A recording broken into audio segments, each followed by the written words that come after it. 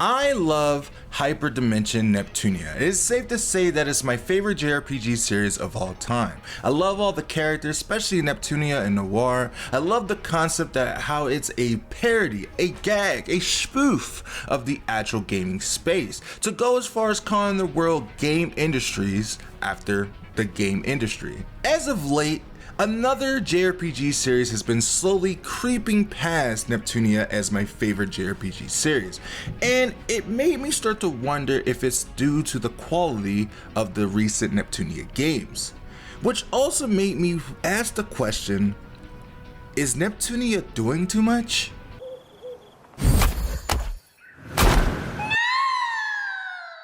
Now, just to make one thing clear, this will not be a review or a breakdown of the franchise, as if you're clicking on this video, you already have an idea or a vision of what Neptunia is. No, today we are going to be talking about how Neptunia is falling into the trend that I like to call the Pokémon effect.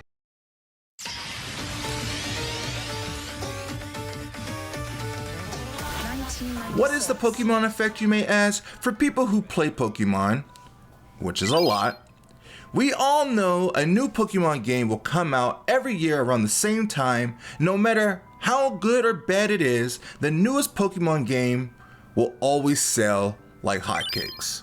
Since the games come out every year, the quality of the games are always a mystery, and ID Factory does the same thing with Neptunia. They know if they release a new Neptunia game, fans of the series will buy it regardless.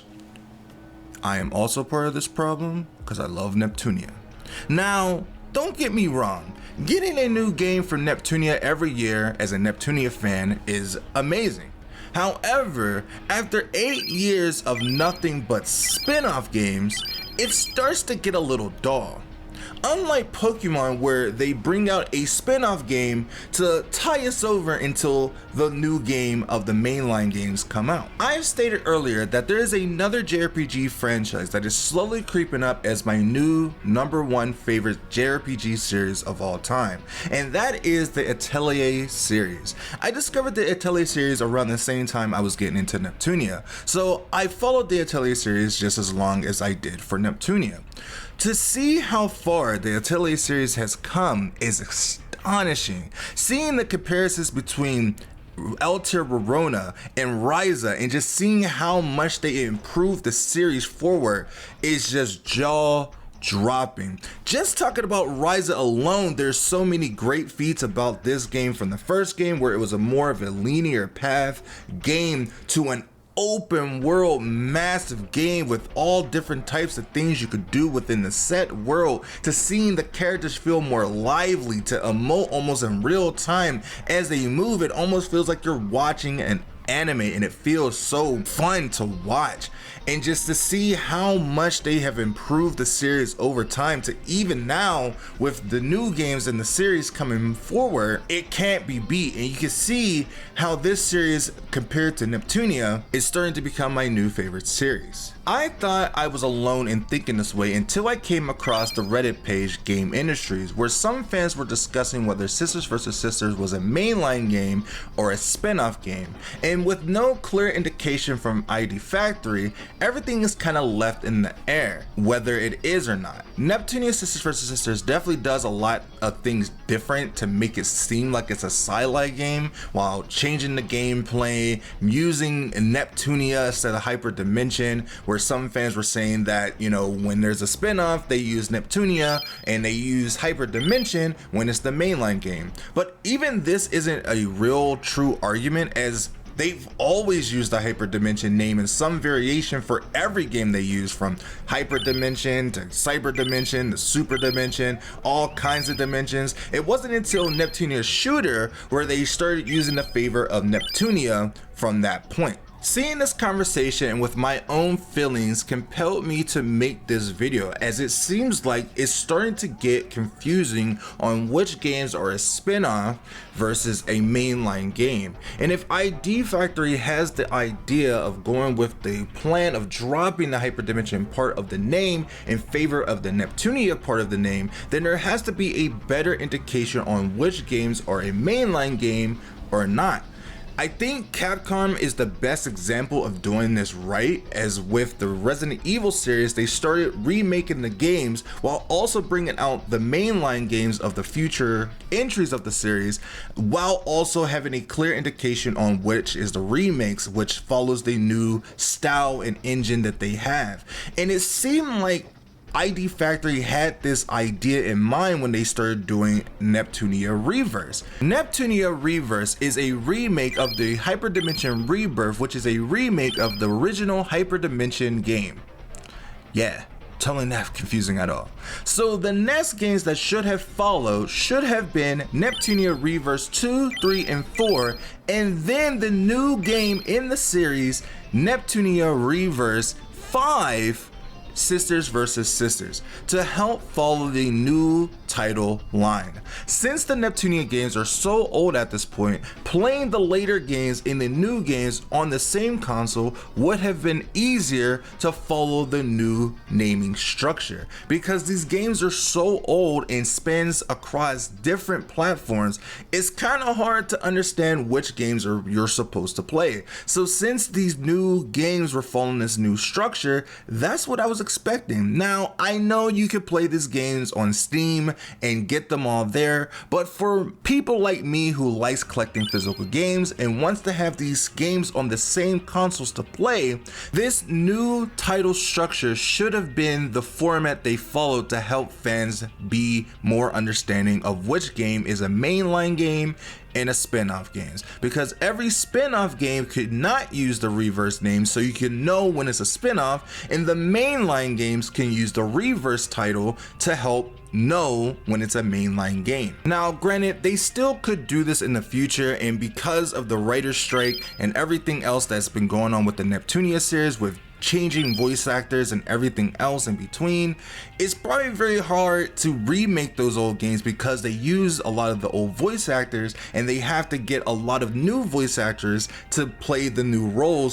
which also is very complicated because Neptunia is very nostalgic for a lot of people who's played them in the past and would like to play them in a new fashion with the original voices, and it can be those reasons why it's kind of complicated and why they're moving forward with not remaking all the games and moving forward with new games like Neptunia Gamer R Evolution, which does seem to be another spin-off. But they are going to be bringing back the 4-player count in the group instead of being 3, which is cool. Hopefully they start to use actual cutscenes and not the visual novel cutscenes, because I feel like that's a little outdated and they have the money to do actual cutscenes. It does seem like they are enhancing what they did in Sisters vs. Sisters, which is great because they made new character models. They are seeming like they are trying to push the series forward in a brand new way, and I just hope they continue to do that. And the next game that follows is Neptunia Reverse 2, because it feels like it is definitely needed at this point, because it is a little confusing on what is what and where the series is going, and I think there just needs to be a better cleanup on what is coming next. Now, don't get me wrong, I love spin-offs and I love seeing my favorite characters put in situations that I'm not used to seeing them in, but I feels like there just needs to be a better rhythm on which is a new line game and which is a spin-off to help fans understand what they're getting when they're getting it.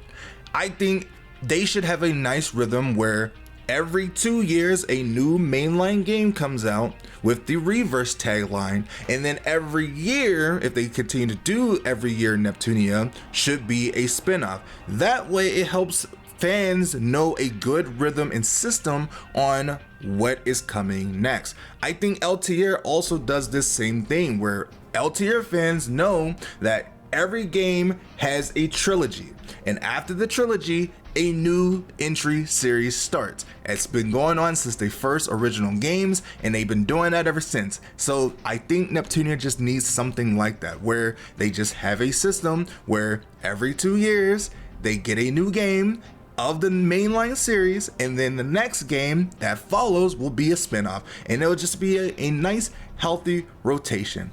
I just think they just need to do better at indicating on which is which and talking to their fan base a little bit more. I know they probably don't have a lot of concerns about that. They just want to make the games and have Neptunia fans play them and buy them regardless, which is fine, and I'm all for that. However, there has to be some accountability when you're telling an overall narrative story and people want some closure on certain stories. Now, say if they do make a new mainline game and it finishes off the mainline story of Neptunia, then they could do all the spin-offs they want because we have a definitive ending to the Neptunia story.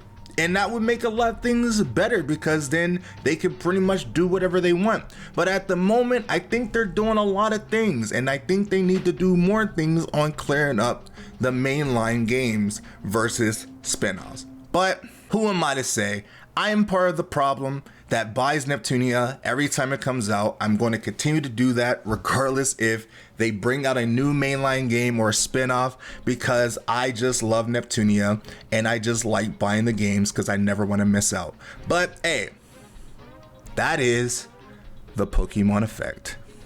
Thank you so much for watching this video. This video kind of took a little longer than all my other videos as I really love the Neptunia brand and I really wanted to convey how I felt on paper, and I took a long time to figure out the script and how I wanted to go there, what I wanted to interject for my own feelings, and it just took a lot of things to put it all into place. But I hope it conveyed a lot of the things that I was feeling and how the community is feeling and how I feels ID Factory should go forward with the new games. Now, I love Neptunia, and as I said, I will always buy those games regardless of the fact, but I would love to see a good, clean continuity of the games moving forward. But that is just me. Let me know how you guys feel about Neptunia, if you guys agree, because it's not like ID Factory watches my videos or going to see this, but I do want to make it known that, you know, there's some fans out there that would love a good, clean, you know, consistent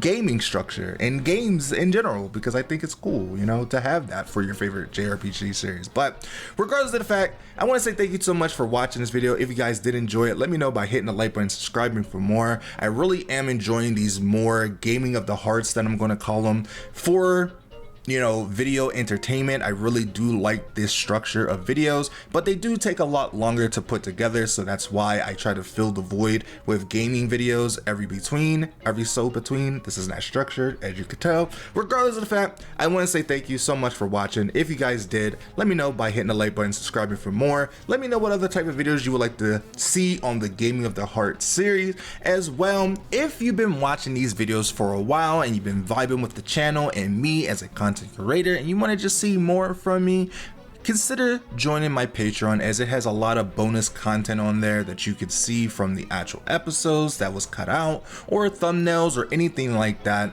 from time to time. Also, if you want to join my Discord, there's an ever-growing community of people that just likes vibing and hanging out, talking about anime, watching anime, playing JRPGs and all that kind of stuff that is in the Discord. So consider joining that as well if you want some people to hang out or talk to.